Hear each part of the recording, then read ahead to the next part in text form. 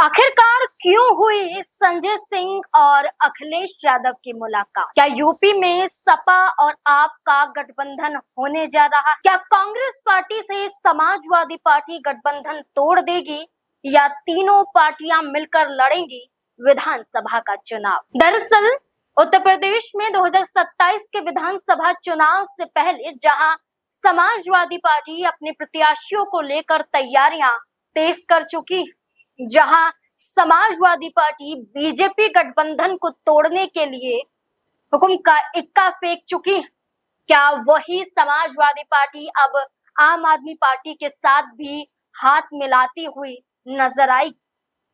उत्तर प्रदेश में समाजवादी पार्टी के राष्ट्रीय अध्यक्ष अखिलेश यादव और आम आदमी पार्टी से राज्यसभा सांसद संजय सिंह के बीच में बीते दिनों मुलाकात हुई। मुलाकात के बाद खुद संजय सिंह सोशल मीडिया पर पोस्ट के माध्यम से इस तस्वीर को साझा करते हैं और तस्वीर को शेयर करते हुए ये तक भी लिखते हैं कि संविधान और आरक्षण पर खतरा भारतीय जनता पार्टी है, इसको बचाना ही एकमात्र लक्ष्य विपक्ष की पार्टियों का है। इतना ही नहीं, वो ये तक कहती हैं कि 69,000 शिक्षा भर्ती में योगी सरकार पिछड़ों का हक मारना चाहती है।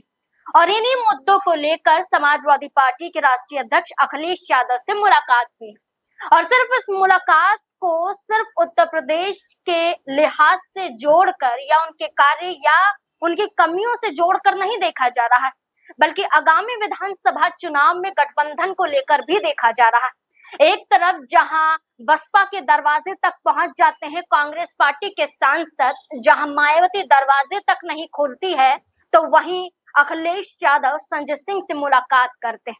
मुलाकात घंटों की होती है और मुलाकात के बाद पोस्ट के माध्यम से ये संकेत जरूर मिलता है कि कुछ ना कुछ खेल तो उत्तर प्रदेश में विपक्ष की पार्टियां मिलकर करने वाली हैं। वो जोड़ी जो विधानसभा के चुनाव से पहले लोकसभा चुनाव में अखिलेश यादव और राहुल गांधी के देखे गए थे और इस जोड़ी ने भारतीय जनता पार्टी गठबंधन को पटकनी दी थी।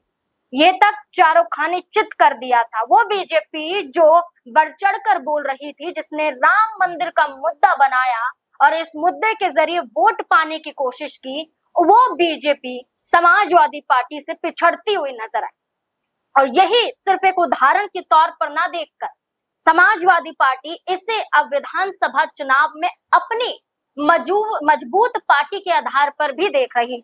अब ऐसे में आपको ये बता दें कि संजय सिंह स्कूलों का मुद्दा उठा रहे हैं, जैसे सीजेपी स्कूलों का मुद्दा उठा रही है। उत्तर प्रदेश में जौनपुर के अंदर ही संजय सिंह ने इस मुद्दे को उठाया और एक प्रेस कॉन्फ्रेंस की कि जौनपुर में 5 सरकारी स्कूल गायब, यानी कि जो सरकारी डेटा है, जो सरकारी पेज पर ये स्कूल तो उपलब्ध है, लेकिन जब हकीकत में देखने जाओ तो ये स्कूल मौजूद ही नहीं। यानी कि सिर्फ और सिर्फ ढोंग रचा जाता है कि पेपर में दिखाया जा सके, अखबार में दिखाया जा सके कि योगी कार्यकाल में कितना बेहतर कार्य हो रहा है, स्कूल में बढ़ोतरी हो रही है। लेकिन खुद संजय सिंह ये कहते हैं कि जौनपुर के इन 5 गायब स्कूल में से एक भी स्कूल ढूंढकर अगर आप दिखा देते हैं, मैं अपनी तनख्वाह से यानी कि सैलरी से 1 लाख रुपए आपको दे दूंगा। ये तक शर्त रखते हैं। साथ ही साथ अखिलेश यादव लगातार मुद्दा उठाते हैं कि किस तरह से छोटी पार्टियों के सहारे बीजेपी उत्तर प्रदेश में टिके रहना चाहती है, क्योंकि बीजेपी को मालूम है कि युवाओं का मुद्दा, छात्रों का मुद्दा इतना तूल देश भर में बन चुका है कि भारतीय जनता पार्टी किसी को जवाब तक नहीं दे पा रही। अब ऐसे में संजय सिंह और अखिलेश यादव की मुलाकात, दोनों की विचारधारा सेम होना, यही बताती है कि गठबंधन हो सकता है। ये गठबंधन की चर्चा पहली बार नहीं है, 2022 में भी ऐसा ही हुआ था। 2022 में आम आदमी पार्टी ने पूरी कोशिश की थी कि समाजवादी पार्टी के साथ गठबंधन हो जाए। यहाँ तक कि संजय सिंह की मुलाकात 2021 में अखिलेश यादव से हुई थी और ये मुलाकात को लेकर कहा था कि सीट शेयरिंग को लेकर ये मुलाकात हुई है। लेकिन इसके कुछ ही दिनों बाद ये देखा गया कि आपसी तालमेल नहीं बन पाया, इसलिए आम आदमी पार्टी अकेले अपने दम पर चुनाव में उतर जाती है। आपको बता दें, 349 सीटों पर आम आदमी पार्टी अपने प्रत्याशी उतार देती है, लेकिन 2022 में एक भी सीट आम आदमी पार्टी नहीं जीत पाती है। वहीं समाजवादी पार्टी 111 सीटें जीत पाती है। तो अब ऐसे में यही सवाल है कि जो समाजवादी पार्टी आम आदमी पार्टी के साथ नहीं थी, वो अधिकतम सीटें जीत पाती है। लेकिन अब ये कहा जा रहा है कि आम आदमी पार्टी 2022 में भी कोशिश कर रही थी, यही कोशिश 2027 के विधानसभा चुनाव से पहले भी कर रही थी। लेकिन विधानसभा चुनाव से पहले लोकसभा चुनाव पर नजर डाल लेते हैं जो 2024 में हुए थे। 2024 में ये पूरी कोशिश उत्तर प्रदेश में की गई थी। ये कोशिश की गई थी कि गठबंधन हो जाए। ये कोशिश दिल्ली में की गई थी, कोशिश गुजरात में की गई थी, हरियाणा में की गई थी, हरियाणा के अलावा मध्य प्रदेश में की गई थी। मतलब सिर्फ आम आदमी पार्टी की बात ना करके आम आदमी पार्टी के जरिए समाजवादी पार्टी, कांग्रेस पार्टी गठबंधन में चुनाव लड़ना चाहती थी। लेकिन लोकसभा चुनाव में दिल्ली के अंदर आम आदमी पार्टी और कांग्रेस पार्टी का गठबंधन हो जाता है जैसे तैसे करके, और इस गठबंधन में 4 सीटों पर आम आदमी पार्टी और 3 सीटों पर कांग्रेस पार्टी लोकसभा के चुनाव में उतरती है, लेकिन एक भी सीट नहीं जीत पाती। यहाँ सभी की सभी सीटें यानी कि 7 की 7 लोकसभा सीटें भाजपा के पाले में चली जाती। लेकिन इससे इतर हटकर अगर हम पंजाब में देखें तो कोई गठबंधन नहीं होता है और यही आम आदमी पार्टी पंजाब में 3 सीटें लोकसभा की जीत जाती है। और यही आधार पर कहा जाता है जीत तो जाती है, लेकिन अब वही सांसद आम आदमी पार्टी को छोड़कर जा चुके हैं। और इसमें देखा जाए तो राज्यसभा के सांसद, लोकसभा के सांसद भी जुड़े हुए हैं। लेकिन इसमें सबसे बड़ी बात है कि गठबंधन में रहकर जीत हासिल नहीं हो, बल्कि इंडिया अलायंस का ये हिस्सा है। लेकिन गठबंधन से अलग हटकर चुनाव में उतरे हैं तो फायदा हुआ है। अब ऐसे में उत्तर प्रदेश के 2027 के विधानसभा चुनाव से पहले तो ये भी चर्चा है कि जो सपा 37 सीटें लोकसभा में जीती थी, कांग्रेस पार्टी 6 सीटें जीती थी। विधानसभा चुनाव में समाजवादी पार्टी चाहती है कि वो अकेले अपने दम पर चुनाव में उतरे। ये चर्चा चल रही है, लेकिन ऐसा अभी तक कुछ नहीं कहा गया कि गठबंधन होगा, टूटेगा, क्या होगा।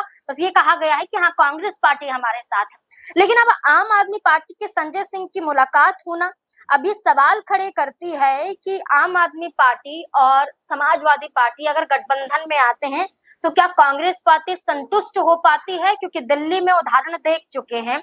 हरियाणा में कोशिश की गई थी, गठबंधन नहीं होता है, लेकिन कांग्रेस दूसरी सबसे बड़ी पार्टी बन जाती है, बीजेपी पहले नंबर पर होती है, आम आदमी पार्टी कहीं नजर नहीं आती। वहीं ये देखा जा रहा है कि कांग्रेस पार्टी तैयार होगी या नहीं होगी। तीसरी सबसे बड़ी बात कि अगर ज्यादा पार्टियों का गठबंधन होगा तो ज्यादा सीटों का बंटवारा होगा, और यही खींचतान तो एनडीए गठबंधन में देखने को मिल रही है। ओपी राजभर हैं, संजय निषाद हैं, अनुप्रिया पटेल हैं, जयंत चौधरी हैं, चिराग पासवान हैं, नीतीश कुमार की पार्टी है, खुद बीजेपी है। इतनी सारी पार्टियां हैं, वो कैसे सीटों का बंटवारा करेंगी। इसलिए क्या समाजवादी पार्टी 3 पहलुओं को लेकर, पहला लोकसभा का उदाहरण देख लिया, दूसरा कांग्रेस तैयार होगी कि नहीं होगी, तीसरा सीटों में बंटवारा कैसे होगा। अब इन तमाम मुद्दों को मिलाकर ये कहा जा रहा है कि गठबंधन होगा या फिर नहीं होगा तो सपा को जहां तक लगता है कि कोई नुकसान नहीं होगा, लेकिन आम आदमी पार्टी का कोई वोट शेयर या कोई सीट वहां पर मौजूद नहीं है। जो गठबंधन हो या ना हो तो बहुत बड़ा फर्क पड़ जाएगा।